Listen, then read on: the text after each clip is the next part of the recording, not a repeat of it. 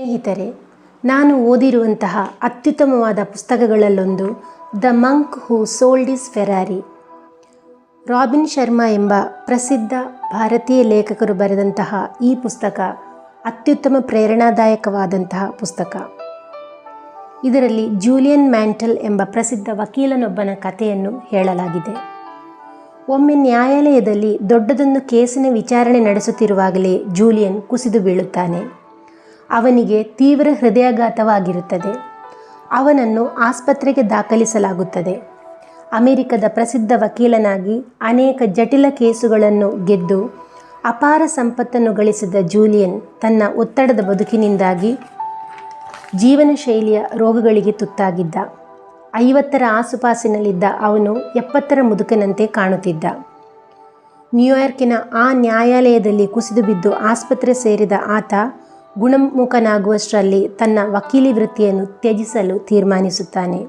ಅಷ್ಟೇ ಅಲ್ಲ, ತನ್ನ ಬಂಗಲೆ, ಖಾಸಗಿ ದ್ವೀಪ, ಜೆಟ್ ವಿಮಾನ ಅಷ್ಟೇ ಅಲ್ಲ, ತನಗೆ ಅತ್ಯಂತ ಪ್ರಿಯವಾಗಿದ್ದ ಫೆರಾರಿ ಕಾರನ್ನು ಮಾರುತ್ತಾನೆ. 3 ವರ್ಷಗಳವರೆಗೆ ಆತ ಎಲ್ಲಿಗೆ ಹೋಗಿದ್ದಾನೆಂದೇ ಯಾರಿಗೂ ತಿಳಿದಿರುವುದಿಲ್ಲ.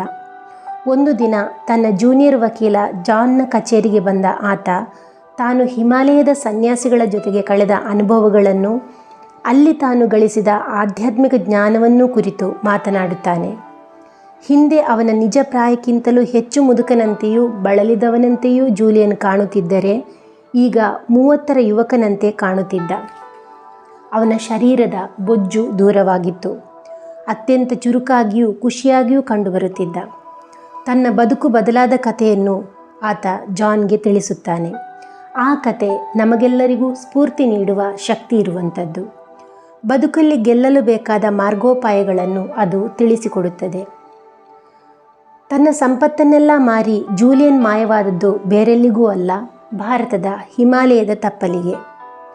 ಹಿಮಾಲಯದ ಸನ್ಯಾಸಿಗಳ ಜೊತೆಗಿನ ಜೀವನದಿಂದ ಪ್ರಭಾವಿತನಾದ ಜೂಲಿಯನ್ ಅವರೊಂದಿಗೆ ಅವರ ಜೀವನ ಕ್ರಮಗಳನ್ನು ಅನುಸರಿಸಿ ಬದುಕುತ್ತಾನೆ.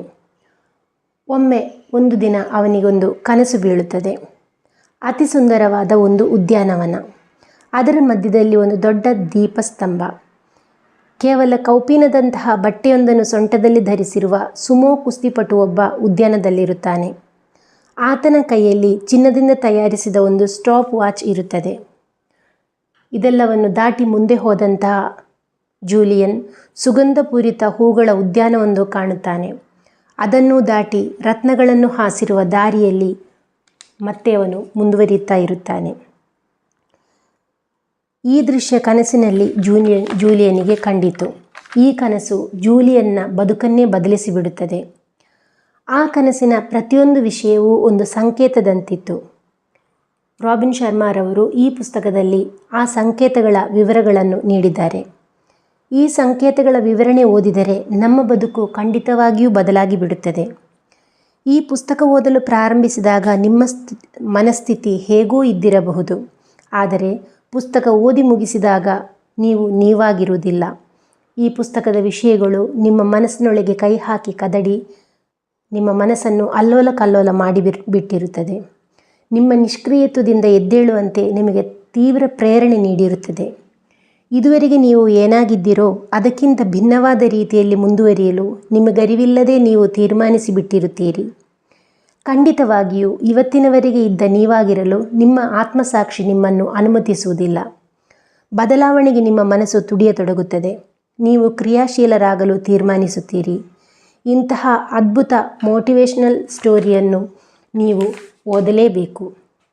ನೀವೊಬ್ಬ ಪುಸ್ತಕ ಪ್ರಿಯರಾಗಿದ್ದರೆ ಈ ಪುಸ್ತಕ ಓದಲು ಪ್ರಾರಂಭಿಸಿದ ನಿಮಗೆ ಅದನ್ನು ಮುಗಿಸುವವರೆಗೆ ಕೆಳಗಿಡುವ ಮನಸ್ಸಾಗುವುದಿಲ್ಲ. ರಾಬಿನ್ ಶರ್ಮಾರ ಈ ಪುಸ್ತಕ ಮೂಲದಲ್ಲಿ ಆಂಗ್ಲ ಭಾಷೆಯಲ್ಲಿದೆ, ಆದರೆ ಕನ್ನಡ ಆವೃತ್ತಿಯೂ ಲಭ್ಯವಿದೆ.